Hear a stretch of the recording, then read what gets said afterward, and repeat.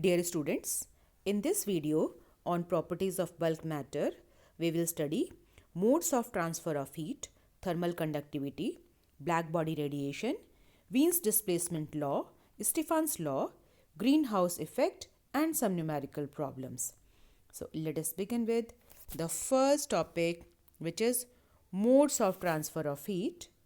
And let us begin with the first mode, which is called conduction. Now, it is a process in which heat is transmitted from one part of a body to another at lower temperature through molecular collisions without any actual flow of matter. So, let us try to understand it this way. Supposing we have this rod and I have shown you molecules inside it, and it is heated at one end. Heat is supplied to it, and this end is at higher temperature T1 and the other end is at lower temperature T2. So, this molecule picks up the heat energy from here. It transfers energy to the next one. Now, this molecule transfers energy to the next one, and in this way, energy is transferred from one molecule to its neighboring molecule and neighboring molecules, and energy is transferred from one part to another. Molecular collisions take place here. Like you see, when this one gets heat, it will vibrate with greater amplitudes. So it will collide with the neighboring ones. Now this one also will start vibrating with greater amplitude, and this will continue till here. So this process is called conduction. Here T1 is greater than T2, and this is possible only in solids. This mode is possible only in solids where molecules are not leaving their places. जहाँ molecules अपनी जगह पर fixed रहते हैं और वहीं पर vibrate करते हैं, केवल उसी में possible है. So ये केवल solids में possible है. And the second mode, convection. Now it is the process by which heat is transmitted through a substance from one point to another due to motion of particles from one point to another. In this case, particle जो है motion में आएगा एक point से दूसरी point तक, जबकि यहाँ पर आपने देखा कि particles अपनी जगह नहीं छोड़ते. So let's see how it takes place. So let us assume that you have some liquid or water in a container and heat is supplied to it. It is being heated from the bottom. आपके पास ये water है vessel में और इसको नीचे से आप heat कर रहे हैं. So what happens? See, the molecules which are at the bottom, they get heated first. So when they get heated first, they expand, get lighter, और यहाँ पर light हो जाएगा, यहाँ पर density कम हो जाएगी. So these molecules will rise, right? और ऊपर जो colder water है या colder liquid है, वो उसकी जगह लेने के लिए नीचे आ जाएगा, right? See. So what is happening? You are supplying heat to the bottom. उस heat से जो नीचे वाला liquid गर्म हो गया, इसकी density कम हो जाएगी और ये ऊपर चला जाएगा, और ऊपर जो colder liquid है, denser liquid है, वो उसकी जगह लेने के लिए नीचे आ जाएगा. So in this way, convection currents will be formed.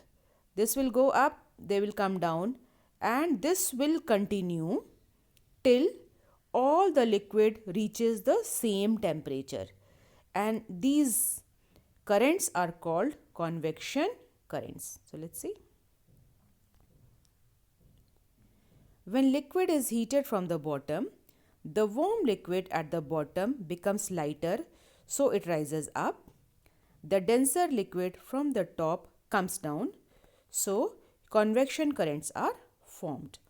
And this is possible in liquids and gases. Convection can take place in liquids and gases.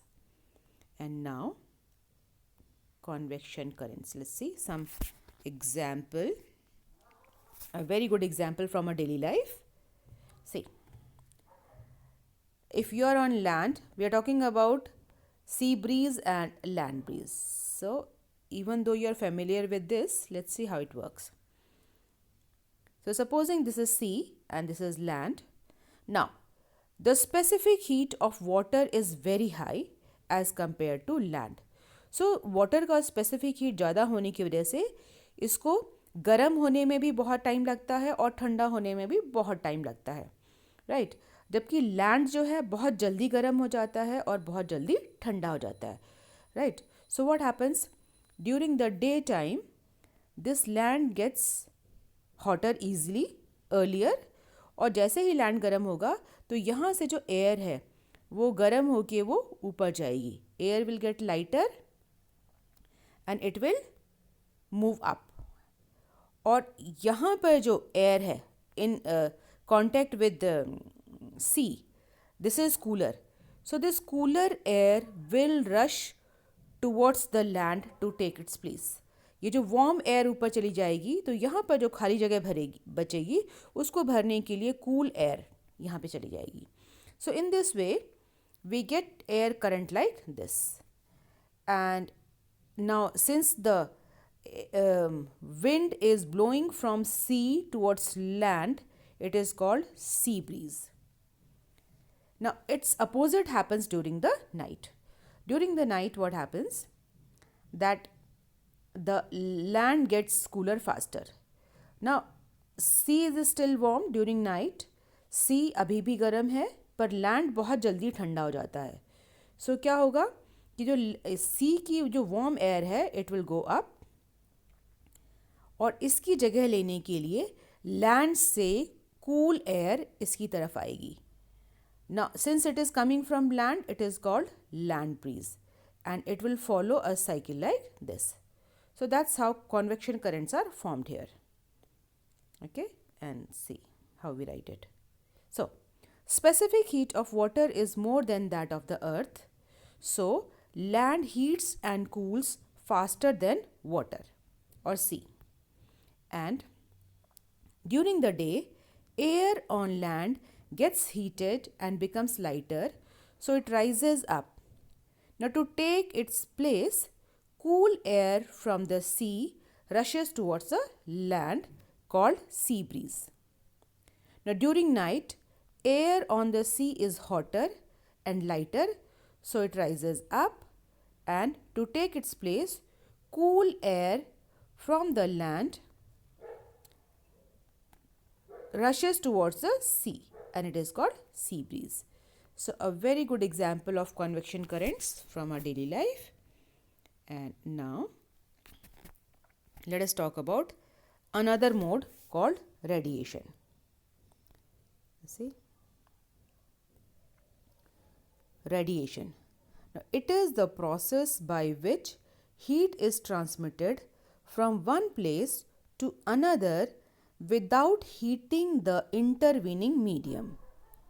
So for heat transfer, medium is not required, and the heat waves are called electromagnetic waves. They are electromagnetic waves.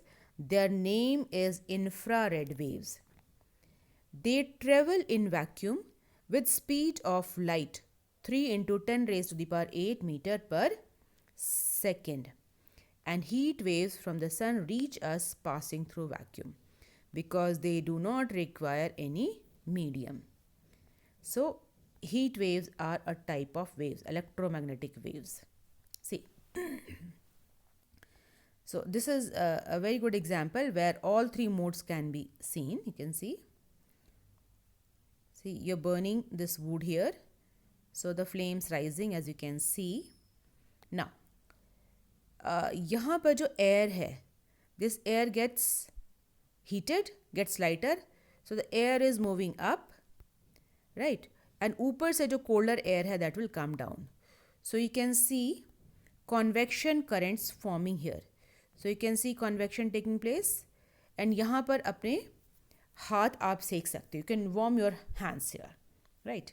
Now if you put a metallic rod in the flame, then heat can be transferred from one end to the other. आपने metallic rod को इस flame में डाल दिया तो यहाँ से heat transfer हो जाएगी दूसरे एंड में, conduction. And if you keep your hand at distance from it, you are not touching the flame, even though heat reaches here through radiation. So all three modes can be seen here. And now thermal conductivity. So let's talk about thermal conductivity once again. Here, see, heat is supplied to one end. आपने इस rod का, you have a metallic rod, एक and को आपने heat करना शुरू किया. तो जैसे ही आप हीट करना शुरू करेंगे इसके हर एक पार्ट का टेम्परेचर बढ़ना शुरू होगा. तो temperature of this part will increase, each part, temperature of each part will increase till it finally becomes constant eight T1 and T2. Temperature बढ़ता रहेगा कब तक? जब तक कि फाइनल टेम्परेचर जो है T1 और T2 पर जाके कांस्टेंट नहीं हो जाता. ना इस स्टेट में जितनी हीट यहाँ से एंटर होगी उतनी ही हीट यहाँ से बाहर चली जाएगी. There will be no retention of heat inside it, and this state is called study state, right. And let us take the length of the rod to be L and T1 is greater than T2 and area of cross section is A. Okay, so let's see the same thing what I just told you. When a metal rod is heated at one end continuously, then after some time the temperature of each part becomes constant. There is no further absorption of heat anywhere in the rod. This state is called steady state. So that is definition of steady state, and let's see now. In steady state, this heat absorbed will be directly proportional to the temperature difference T1 minus T2, and the heat absorbed will be inversely proportional to the length of the rod, 1 upon L, and this heat absorbed will be proportional to the area of cross section of the rod. You can see, and it is also proportional to the time. So longer you heat, more will be the heat energy flowing through it. Now combining all of them together, and we get this relation. So delta Q is equal to a constant K, T1 minus T2 into A into delta T upon L. Now this K is called coefficient of thermal conductivity. This coefficient, constant K, is called coefficient of thermal conductivity. And this term T1 minus T2 upon L is called temperature gradient. Now just see in this diagram, from here to here temperature is falling, right? So the rate of fall of temperature with length is called temperature gradient. So T1 minus T2 upon L is called temperature gradient, rate of fall of temperature with length. Its SI unit will be Kelvin per meter. As you can see, this is Kelvin, temperature is Kelvin, L is length, Kelvin per meter. And now we will define coefficient of thermal conductivity. So let us have a look at this. The same relation, and delta Q is equal to K, T1 minus T2, A delta T upon L. Just change the sides and I can write K as delta Q upon delta T. Take this delta T to the left hand side upon A into T1 minus T2 upon L, right? And from here, let's see. When A is equal to 1 unit, 1 square meter, and T1 minus T2 upon L is equal to 1 Kelvin per meter, and then this K will be equal to, means हमने denominator दोनों 1 कर दिए, तो K will be equal to delta Q upon delta T, now which is rate of flow of heat. T is time, Q is heat. So it is rate of flow of heat. So how can we define it now? We can say that this coefficient of thermal conductivity is numerically equal to rate of flow of heat through the rod whose area of cross section is 1 square meter and where the temperature gradient is 1 Kelvin per meter. So let's see how we write it. The coefficient of thermal conductivity of a material is numerically equal to the rate of flow of heat through its rod of unit cross-sectional area whose ends are maintained at unit temperature gradient in steady state.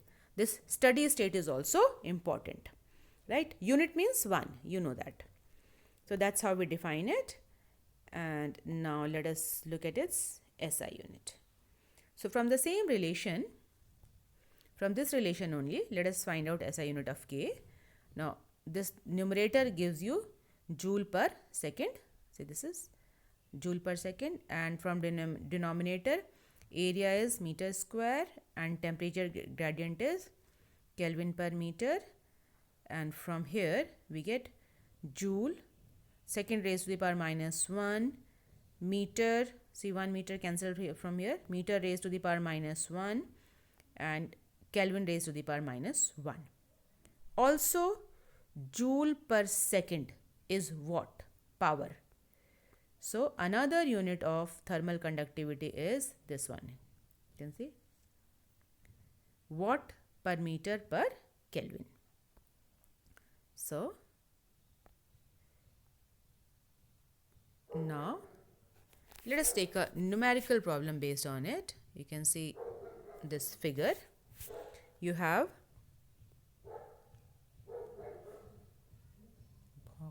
here you have a furnace at 300 degrees Celsius, a steel rod, a copper rod enclosed inside insulating material.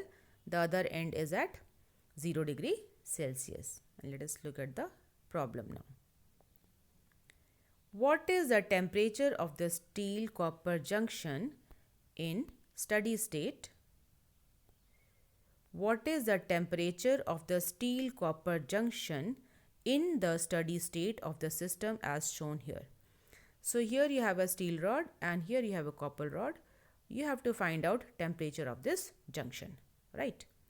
Okay, so now length of the steel rod is 15 centimeter. This is given to you. Length of the copper rod is 10 centimeter. This length is also given to you. Temperature of furnace is 300 degrees Celsius. Temperature of the other end is 0 degrees Celsius. The area of cross section of steel rod is twice that of the copper rod. So relation between the area of cross section is given to you. Now the thermal conductivities, okay. Thermal conductivity of steel rod is 50.2 joule per second per meter per Kelvin, and of copper is 385 joule per second per meter per Kelvin. See, copper is a very good conductor. तो आप इसकी thermal conductivity देखिए. Copper की thermal conductivity बहुत ज़्यादा है, it is a very good conductor. और steel की थर्मल कंडक्टिविटी बहुत कम होती है. एंड हाईएस्ट थर्मल कंडक्टिविटी होती है सिल्वर की. So let us try to solve this problem now. One thing is sure, see, I have to find out temperature of this junction. Now, जिस rate पर यहाँ से हीट फ्लो होगी उसी rate से इसमें फ्लो होगी. So rate of flow of heat delta Q by delta T will be same for both the rods, right? So let's see. Let the temperature of the junction be T. The rate of flow of heat through both rods will be same. So, using this relation, delta Q by delta T is equal to K into T1 minus T2 upon L into A. So, for steel, let me take as 1. So K1 300 minus T. Look at it. For steel, the temperature difference is 300 minus T. And for copper, temperature difference will be T minus 0. And since we are taking temperature difference delta T, I can take degree Celsius value straight away. I do not have to change it to Kelvin. Okay. So here for steel, K1 300 minus T A1 upon L1 is equal to K2 T minus 0 A2 upon L2. Now these values and their relations are known to us. We have to find out this T. So let's see how we do it from here. See? So same relation now.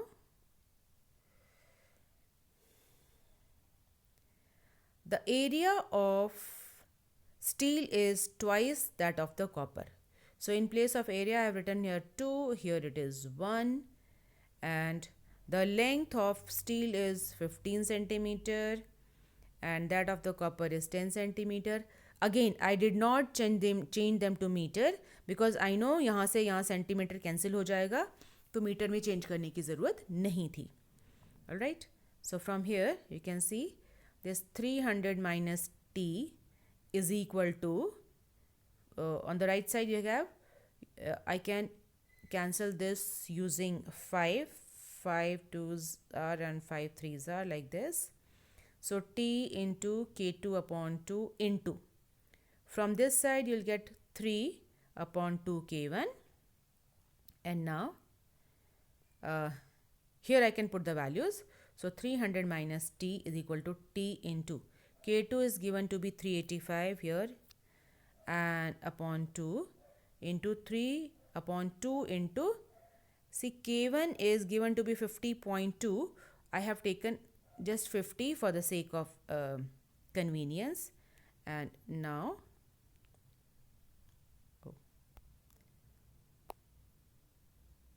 here just simplify this term. I get 300 minus T as 5.77 T, and take this minus to T to the other side, it will be added up. So 6.77 T is equal to 300. Again change the sides, simplify, you get 44.3 degree Celsius. So the temperature of the junction is here. The temperature of the junction is 44.3 degree Celsius. And black body. Okay. So a body which absorbs all the radiations falling on it is called a black body. And this is design of a black body called Ferri's black body. So it consists of a double walled metallic shell, you can see, and it has got lamp black coating. Oh, this is B. Sorry, this is black.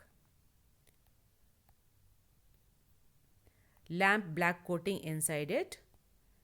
And then you have here a wedge. यहाँ पर आपके पास conical wedge बना हुआ है कोन के जैसा. And you have a very small opening here. An incident ray will come from this opening.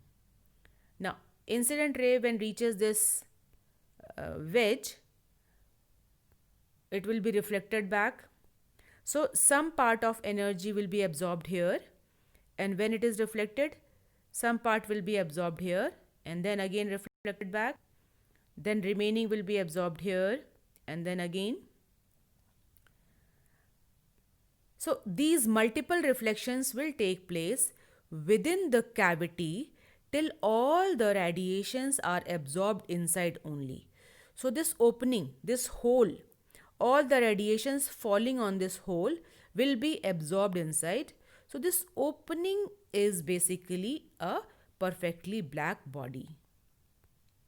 And let's see how we write Ferri's black body. It is called Ferri's black body. So any light ray entering the small hole suffers multiple reflections inside the cavity and gets fully absorbed. This hole behaves as a black body, and no body is 100% black body. So even this design is nearly 99.9% black, but not 100% black. And now what will happen if this hole is heated? This black body is heated. Now when it is heated, it will radiate all the radiations which it absorbed. So it will radiate all the possible radiations. So this hole is behaves like a radiator and it will radiate continuous spectrum. ये सारी की सारी waves जो है एक given range में radiate करेगी. So when a black body is heated, it emits all the radiations, continuous spectrum within a given wavelength range. So we can say that black bodies are good absorbers and good emitters also.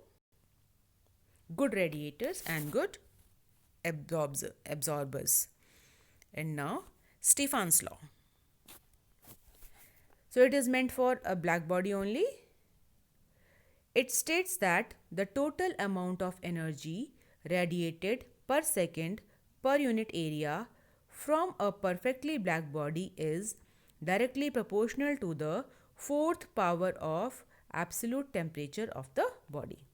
So कोई भी body है आपका किसी भी absolute temperature T पर है तो इससे जो एनर्जी रेडिएट होगी पर second per unit area, that energy is proportional to fourth power of the temperature of this body, and this law is meant for perfectly black body only.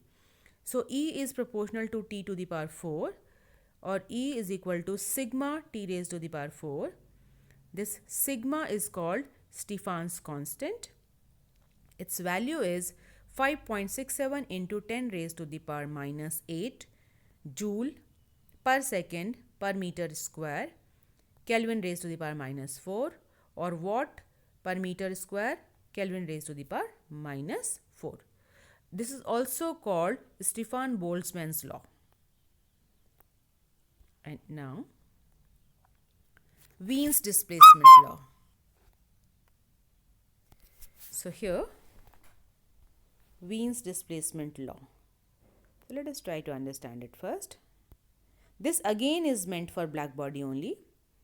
Wien's displacement law states that wavelength of maximum intensity of emission of a black body radiation is inversely proportional to the absolute temperature of the black body.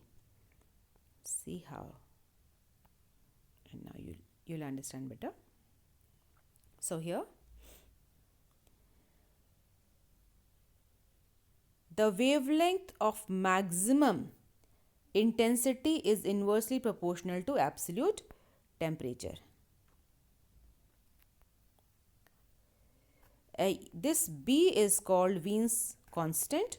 Its value is 2.9 into 10 to the power minus 3 meter Kelvin. So let us try to look at this graphical representation. Here, see, the radiation intensity or energy radiated per unit area per second is given, and the temperature of black body is given here. So when the temperature is 3500 Kelvin, you get something like this. Temperature increases, the shape of graph changes, and see, here this is the wavelength of maximum intensity. Here this is the wavelength of maximum intensity. See, this is the wavelength of maximum intensity, wavelength of maximum intensity with temperature, as you can see. And you can see now that with increase in temperature, this delta M decreases, or vice versa. So as the temperature is increasing, see 3500 to 5500 Kelvin, this wavelength is decreasing inversely proportional. As you can see, I have joined all the peaks like this, as you can see, and see. So this is the wavelength of maximum intensity, as you can see, the wavelength of maximum intensity, all the peaks. So you can see that as the temperature is increasing, this delta M is decreasing. Wavelength of maximum intensity is decreasing. And what does that mean? You see, it is easier to understand when you think of say any pin. अगर आप किसी pin को गर्म करना शुरू करें तो initially वो आपको डार्क कोई उसमें कलर नहीं होगा, फिर धीरे धीरे जब उसका टेम्परेचर कम होता है तो वो रेड कलर में आएगी. It becomes red. Then after some time you continue heating, it becomes orange. After some time it becomes yellow. And if temperature can be increase further, it will appear greenish. Right. So जैसे जैसे आप temperature बढ़ाते हैं colour change होता चला जाता है. अब आपको पता है कि रेड की वेवलेंथ सबसे ज़्यादा है और ग्रीन की वेवलेंथ सबसे कम है, और आपको यही चीज़ यहाँ दिखाई दे रही है. You can see that green की वेवलेंथ मैक्सिमम इंटेंसिटी वाली सबसे कम हो गई और रेड की वेवलेंथ सबसे ज़्यादा है. सो जैसे जैसे आप टेम्परेचर बढ़ाते जा रहे हैं ये वेवलेंथ कम होती चली जा रही है. और you already know one more relation, that energy is equal to h nu. So or h c upon lambda. So if heat increases, energy increases, lambda decreases, as you can see, or frequency increases from here. Okay. So with increase in temperature, delta M decreases. Okay, and now let me take one numerical problem based on it. The surface temperature of the sun is about 5800 Kelvin. Calculate the wavelength associated with maximum power density or maximum intensity. So using the same relation we can solve it. You see, now sun is like a black body radiator. So we can use this relation straight away. Lambda M is B upon T and Wien's constant, the value is given to you. So from here lambda is, put the value of B, and absolute temperature 5800 Kelvin. Simplify it. It comes out to be 5 into 10 to the power minus 7 meter or 500 nanometer or 5000 angstrom. Now this is something like wavelength of yellow color, और आपको sunlight जो है yellow colour के आसपास ही दिखाई देती है. So let us look at a graph here. See. So if you have a red star, its temperature will be low, 4000 Kelvin, as you can see. If you have a white star like the sun, its temperature, you can see, the temperature is shown as 5270. और अगर star के temperature और ज़्यादा हो जाए 7000 Kelvin, then it will appear blue star. So a sun is a white star and the peak of sunlight is nearly at 5500 nanometer or 5500 angstrom. So 550 nanometer or 5500 angstrom. So this is nearly in the range of yellow color. And let us talk about greenhouse. We hear a lot about greenhouse effect, and what is greenhouse actually? So greenhouse is basically an enclosure which is made up of glass. And what happens? The property of glass. And greenhouses are used to grow plants in cold areas. जहाँ ठंड वाली जगह होती हैं वहाँ पे plants को grow करने के लिए आप ग्रीन हाउसेस बनाते हैं which are made up of glass. So what happens, see the sun rays are coming inside. ना सन रेज से जो लाइट अंदर आती है थ्रू द ग्लास, वो अंदर आएगी. यहाँ से जब लाइट अंदर आ रही है तो उसकी एनर्जी ज़्यादा है ना, हाई फ्रीक्वेंसी है, इसकी एनर्जी ज़्यादा है और इसकी वेवलेंथ छोटी है, स्मॉलर वेवलेंथ, राइट. एंड जैसे ही वो अंदर आ गई, अब अंदर आ जाएगी तो यहाँ पर कुछ एनर्जी इसने एब्जॉर्ब कर ली और उस एनर्जी को एब्जॉर्ब करने के बाद ये दोबारा से एनर्जी वापस रेडिएट करेगी. सो अब जो रेडिएटेड एनर्जी होगी वो एनर्जी कम होगी और उसकी वेवलेंथ बड़ी हो जाएगी. सो अब ग्लास की प्रॉपर्टी ये है कि ये छोटी वाली वेवलेंथ जो सन से आ रही है उसको तो अंदर आने देती है, पर ये जो बड़ी वाली वेवलेंथ है इसको बाहर नहीं जाने देती. तो ये सारी की सारी हीट वेव्स जो हैं, ये एनर्जी जो है अंदर ही ट्रैप हो जाती है. So it keeps the interior of the green house warm and plants can grow. So that is why it is called greenhouse. And something like this happens in our atmosphere also. You can see the reflected wave, the radiated wave from inside are blocked inside only. And something like this is happening in our atmosphere. And that is called greenhouse effect. So let us talk about our environment. So ना जो sunlight जो है इस एटमॉस्फेयर्स को cross करके अंदर आती है अर्थ पर, राइट. और जब अर्थ इसको एब्जॉर्ब कर लेती है, एब्जॉर्ब करने के बाद at night it radiates energy. ये अर्थ वापस एनर्जी को रेडिएट करना शुरू कर देती है. नाउ सन से जो लाइट एनर्जी आ रही है या हीट एनर्जी आ रही है वो एनर्जी हाई एनर्जी होती है, उसकी वेवलेंथ कम होती है, ठीक है, और उसकी फ्रीक्वेंसी ज़्यादा होती है. पर जब अर्थ उसको रेडिएट करती है, अर्थ का टेम्परेचर कम है तो उसकी वेवलेंथ ज़्यादा होती है.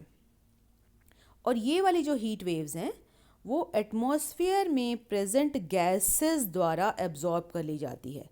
The gases which are present in atmosphere absorb the wavelengths और radiations emitted by the earth.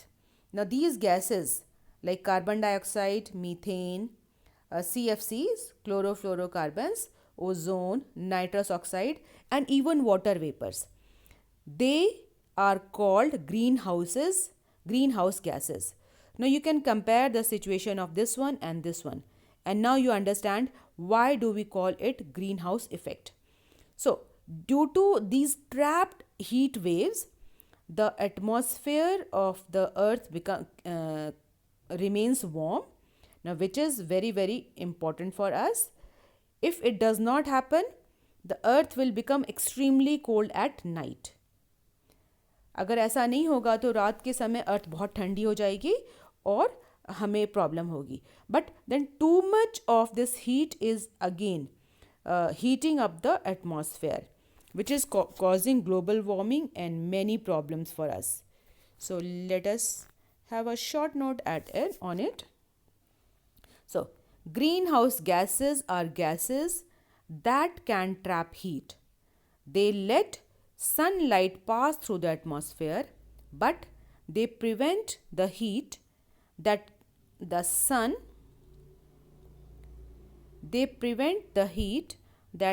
brings from leaving the atmosphere. They get their names as greenhouses. So now what is a greenhouse? A greenhouse is full of windows that let in sunlight. Now that sunlight creates warmth. The big trick of greenhouse is that it does not let the warmth escape, as I explained to you. Now that's exactly how greenhouse acts. Greenhouse gases act. They let the sunlight pass through the atmosphere, but they prevent the heat that the sunlight brings from leaving the atmosphere. Overall, greenhouse gases are good things. Without them, our planet would be too cold and the life as we know it would not exist.